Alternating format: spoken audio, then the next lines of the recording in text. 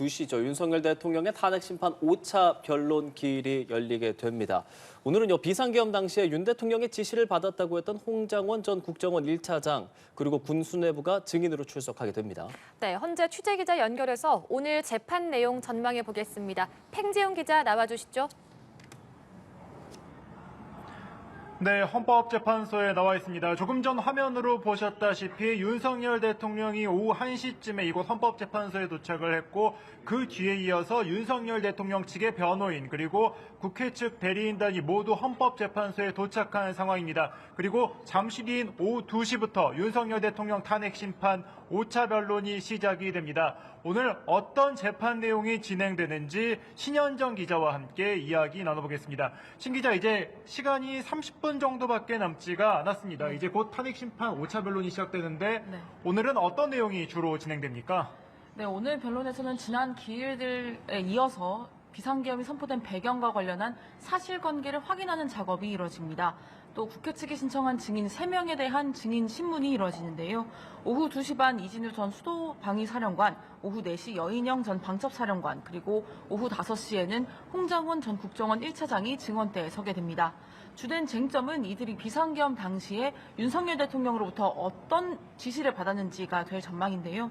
체포조 운영 그리고 국회를 봉쇄했냐는 지시가 있었는지를 두고 윤 대통령 측과 그리고 오늘 증언대에 서게 되는 증인들 간의 진술이 엇갈리고 있는 상황입니다. 특수본 수사 결과에 따르면 이진우 전 수방사령관은 이런 지시를 받았습니다.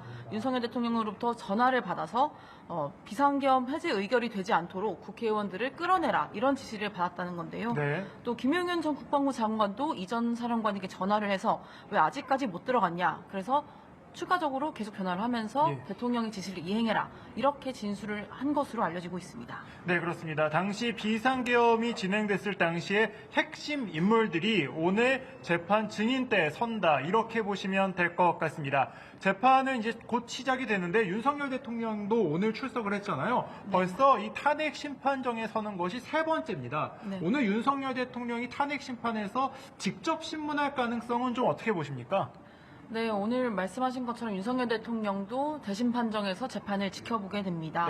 말씀하신 것처럼 대심 판정에서 오늘 증언대에 서게 된 증인들이 윤 대통령과 반대되는 증언 혹은 아니면 윤 대통령에게 불리한 진술할 가능성도 있기 때문에 이 경우 윤 대통령이 직접 증인들에게 질문을 할 가능성도 있습니다. 네, 그렇습니다. 지난 4차 변론 때를 생각해보면 당시 김용현 전 장관이 증인신문으로 나왔을 때도 윤석열 대통령이 직접 질문을 하는 모습을 볼 수가 있었는데 오늘도 그 같은 모습이 또 한 번 연출될 가능성이 현재까지 높아 보이는 상황입니다.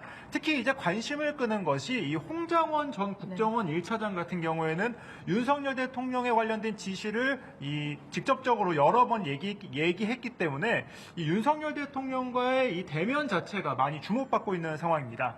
네. 그렇습니다. 오늘 실제로 홍장원 전 국정원 1차장과 윤석열 대통령 간의 진실 공방 가능성은 좀 어떻게 보십니까? 네, 아무래도 홍장원 전 국정원 1차장 같은 경우에는 윤 대통령이 여태까지 밝혀왔던 입장들에 정반대되는 폭로들을 많이 해왔습니다. 특히 체포조 운영과 관련해서 그런 발언들을 많이 해왔는데요. 윤석열 대통령 공소장에 따르면 홍장원 전 차장은 이런 지시를 받았습니다. 윤 대통령이 전화를 해서 이번 기회에 싹 다 잡아들여 넣어라. 이런 전화를 받았다고 홍 전 차장이 폭로를 한 바 있는데요. 이 부분이 오늘 증인 신문이 이뤄지는 과정에서 가장 큰 쟁점이 될 것으로 보입니다. 앞서 윤 대통령 측은 자신이 체포의 채자도 꺼내지 않았다. 이런 식으로 체포조를 운영했다는 의혹에 대해서 반대 입장을 밝혀왔습니다. 네, 그렇습니다. 체포의 채자도 꺼내지 않았다는 윤 대통령 측과 싹 다 잡아들여라는 지시를 받았던 홍 전 차장 측이 직접 대면을 하는 만큼 아무래도 이 두 사람 간의 입장 차이가 어떻게 좁혀질지가 좀 관심이고 아무래도 당시에 윤 대통령이 실제 어떤 지시를 내렸는지 증언을 통해서도 나오기 때문에 오늘 재판 내용을 좀 꼼꼼히 살펴봐야 될 것 같습니다. 아무래도 오늘 재판에서 주요 증인들이 3명이 다 나오다 보니까 재판 자체는 좀 길게 진행될 가능성도 현재 나타나고 있죠. 네, 아무래도 지난 4차 기일 때는 증인이 1명이었지만 오늘 5차 변론 기일 같은 경우에는 오늘 증언대에 서는 증인이 총 3명입니다.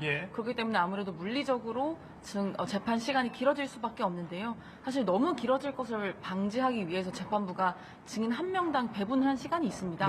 주신문과 반대신문 각각 30분 그리고 제주신문과 제반대신문 15분씩을 할당을 해서 이 시간을 되도록이면 지켜달라 이렇게 변호인들한테 요청을 한 상태인데요. 네. 하지만 오늘 증언대에 서게 된 증인들 자체가 윤 대통령에게 불리한 짓을 할 수 있는 가능성이 있는 만큼 네. 신문이 길어질 가능성이 충분히 있고요. 예. 이 경우에 말씀하신 것처럼 재판 시간 자체가 많이 길어질 가능성도 있습니다. 네, 그렇습니다. 그러니까 증인 한 사람당 90분의 시간이 주어지긴 했지만 재판 진행 상황에 따라서 이 시간은 좀 더 늘어날 수 있다는 점을 알아두시면 될 것 같습니다. 오늘 윤 대통령의 탄핵 심판은 비상계엄에 대한 주요 내용을 확인할 수 있을 것으로 보입니다. 잠시 뒤 재판정에서는 윤 대통령이 어떤 발언을 할지도 관심인데요. 연합뉴스TV는 윤 대통령의 발언과 재판 내용을 실시간으로 전해드릴 수 있도록 하겠습니다. 지금까지 헌법재판소에서 전해드렸습니다.